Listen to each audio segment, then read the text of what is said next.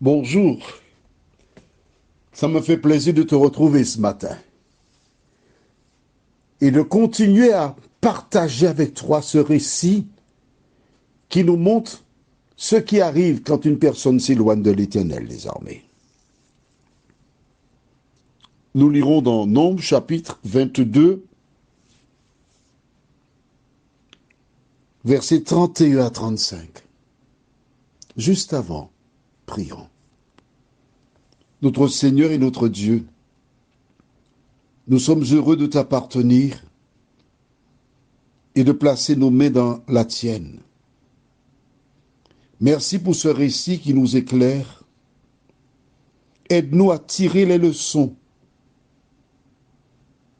Que le Saint-Esprit continue de nous diriger au nom de Jésus. Amen. Lisons Nombre 22, versets 31 à 35. L'Éternel ouvrit les yeux de Balaam.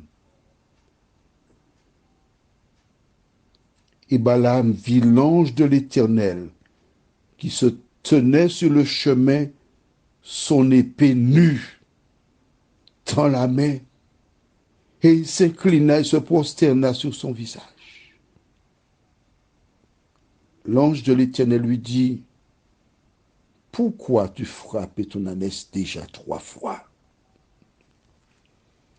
Voici, je suis sorti pour te résister, car c'est un chemin de perdition qui est devant moi. » L'ânesse m'a vu et elle s'est détournée devant moi déjà 3 fois.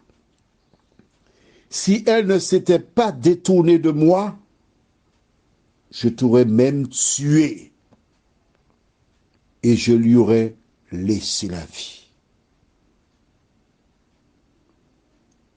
Balaam dit à l'ange de l'Éternel, j'ai péché, car je ne savais pas que tu t'étais placé au-devant de moi sur le chemin. Et maintenant, si tu me désapprouves, je m'en retournerai. L'ange de l'Éternel dit à Balaam, va avec ces hommes, mais tu ne feras que répéter les paroles que je te dirai. Et Balaam alla avec les chefs de Balak. Je vais relire le verset 34. J'aurais pu le faire dès le départ, mais il y a probablement de nouvelles personnes qui ont leur Bible et qui ne comprendraient pas. J'ai expliqué dans l'un des cours précédents que la Bible est un livre codé et qu'il faut connaître le code. Et quand tu connais le code, il est plus facile de la lire et de la comprendre. Le mot péché que tu trouves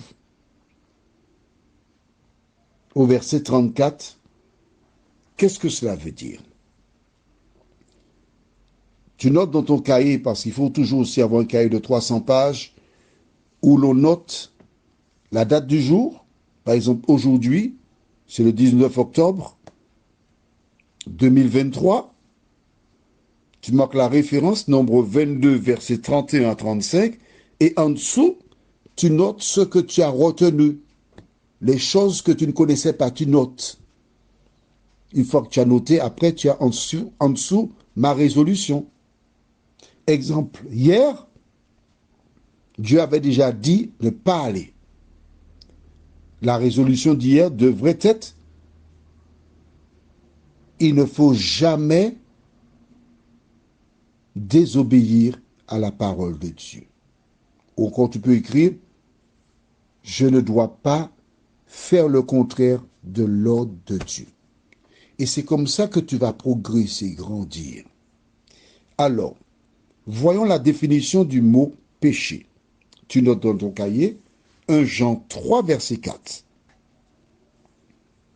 1 Jean 3, verset 4, tu notes, comme on a, nous les autres, les anciens, on connaît, donc tu vas lire après, parce que le temps presse. Quiconque pêche transgresse la loi, et le péché est la transgression de la loi. Balaam reconnaît qu'il a péché. Il le dit. Alors, quand tu lis la Bible, pour que ce soit plus clair et que tu comprennes mieux, le verset 34, tu le lis ainsi. Balaam dit à l'ange de l'Éternel, j'ai transgressé la loi de Dieu. Voilà. Et quand tu lis comme ça, c'est plus simple pour toi. La loi de Dieu dans ce contexte, c'était de ne pas y aller. Ok. Dieu ouvre les yeux de Balaam parce qu'il était aveugle. En étudiant avec moi à travers l'audio, Dieu ouvre tes yeux. Tu vois, tu comprends. Parce que le niveau de l'étude que nous faisons, c'est fait pour à partir du CP. Donc tu comprends. Tu n'as pas le niveau du CP, alors vraiment, je peux rien faire pour toi. Hein. Mais c'est niveau CP. Simplement, des mots simples, des images pour que tu comprennes. Jusque-là, cet homme qui dit être un serviteur de l'Éternel, par sa cupidité, il démontra qu'il y avait un autre qui régnait en lui. Et l'ange lui dit, n'était-ce l'ange? Pardon, n'était-ce l'ânesse? Non, on va plutôt lire verset 32. L'ange de l'Éternel lui dit, pourquoi tu frappes ton ânesse déjà 3 fois? L'ange pour la défense de l'ânesse. Une petite ânesse qui ne t'a jamais fait de mal, qui a toujours été fidèle. Pourquoi te frapper 3 fois? À la limite, Balaam devrait demander pardon à l'ânesse de l'avoir frappé, car c'est elle qui lui a sauvé la vie.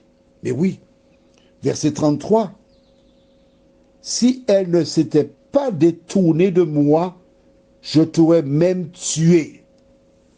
Pourquoi? Parce que Balaam est condamné à mort. Tu verras la suite plus tard. Parce que si tu n'es pas avec Dieu, tu es contre lui.